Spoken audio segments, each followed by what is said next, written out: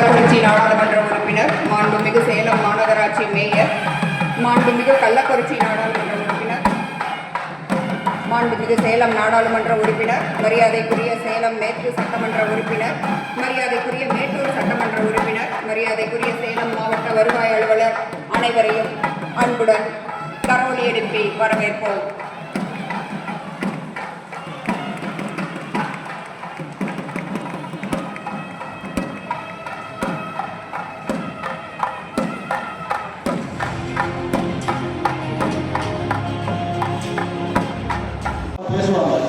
ஆனால் அந்த திட்டம் இந்த ஒரு சனிக்கிழமை மட்டும் எங்களுக்காக இதை போஸ்ட்போன் பண்ணிட்டாங்க அப்படின்னு அமைச்சர் அவர்களையும் நம்முடைய செக்ரட்டரி அவர்களையும் கேட்டோம். அந்த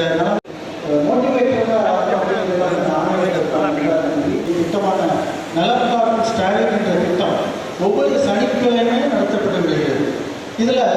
இதற்கு எவ்வளோ முக்கியத்துவம் கொடுத்துருக்குறோம் அப்படிங்கிறது எல்லாத்துக்கும்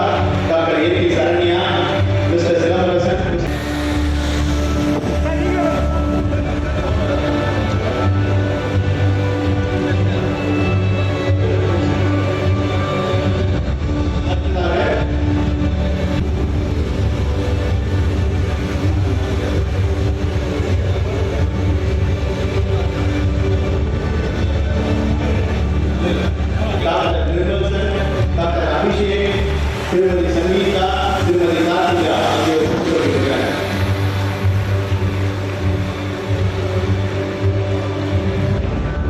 சார் கொஞ்சம் க்ளோஸா வந்து கொஞ்சம் க்ளோஸா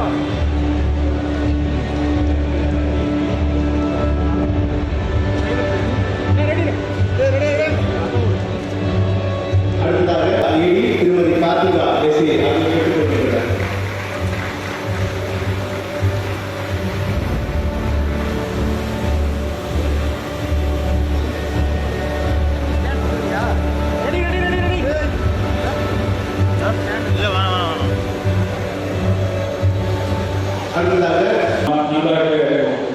கடந்த 2019 இறுதியில் தமிழ்நாட்டில் மட்டுமல்ல உலகையே உலுக்கி எடுத்த கொரோனா பாதிப்பிலிருந்து மக்களை மீட்டெடுப்பதற்கு பொது சுகாதாரத்துறையின் பணி என்பது இன்றைக்கு உலக அளவில் பாராட்டப்படக்கூடிய அளவுக்கான பணி என்பதை நாம் அனைவருமே நன்றாக அறிவோம்.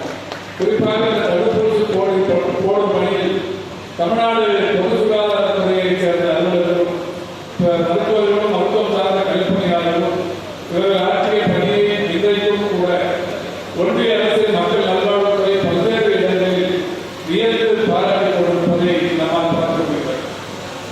தமிழ்நாட்டில் இத்துறையின் கூடுதல் இயக்குனர், இணை இயக்குனர், துணை இயக்குனர் ஆகியோரை கொண்டு நிகழ்ச்சி தொடர்கிறது. முதலாவதாக பொது சுகாதாரம் மற்றும் நோய் தடுப்பு மருத்துவத்துறை நம்முடைய மாண்புமிகு மக்கள் மற்றும் மருத்துவத்துறை அமைச்சர் அவர்களையும் மகாபலிபுரத்தில் துவக்க விழாலையும் ஜாயின் பண்ணாங்க, வேலிடிக்டரி ஃபங்க்ஷன்லையும் இருந்தாங்க. அது மாதிரி மதுரையில் ஃப்ளட்டு வந்ததுனால ஆன்லைனில் ஜாயின் பண்ணாங்க. தஞ்சாவூர்